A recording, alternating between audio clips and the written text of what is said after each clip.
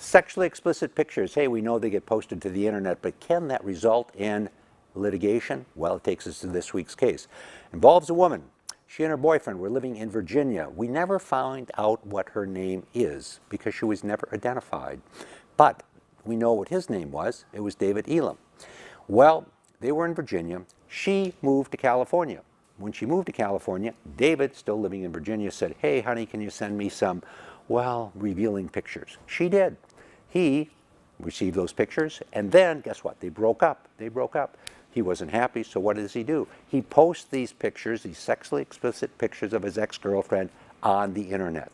In addition, he goes into various dating sites, posts pictures, poses himself as her, pretends to be her, and basically makes posts that indicate she's willing to engage in indiscriminate sex. In short, he engaged in what a lot of people refer to as revenge porn. She was not excited about this at all. She does two things. One, she brings a civil action, suing him for damages, saying that her life has really been turned upside down as a result of what he has done. And two, she goes to the United States attorney in Southern California and says, I think there's a criminal case here because he engaged in identity theft when he posed as me on the internet. So a criminal case is filed. Now there are two cases going forward, the criminal case, the civil case. Big differences between a criminal case and a civil case. In a criminal case, the standard is you must have evidence beyond a reasonable doubt in order to convict.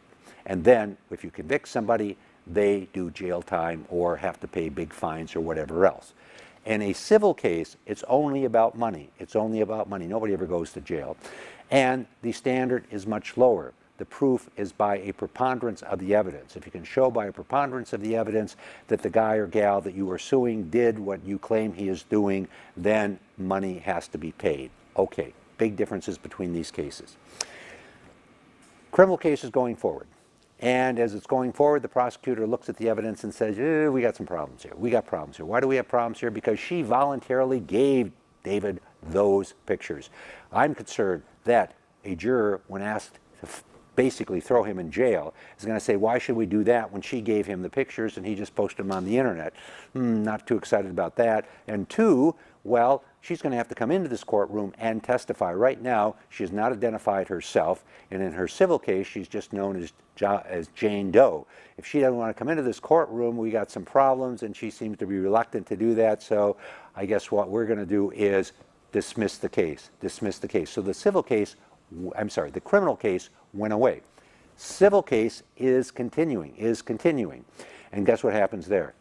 David never bothers to show up, never shows up. He is served with a complaint, doesn't answer, doesn't show up at the court.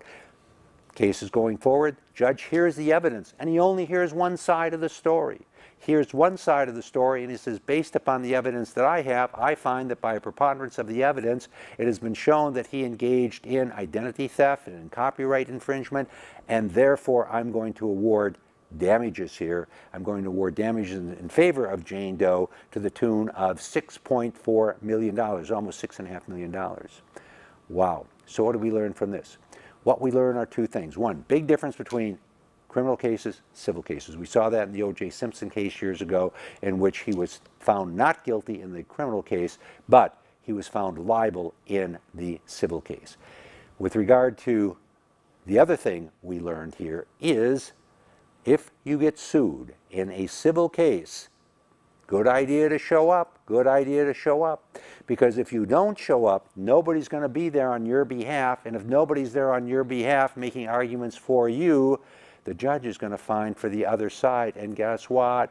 You could wind up responsible for big deal damages. Okay, well, bringing this case, we bring cases every week, so you understand how the law works. I'm David Allen.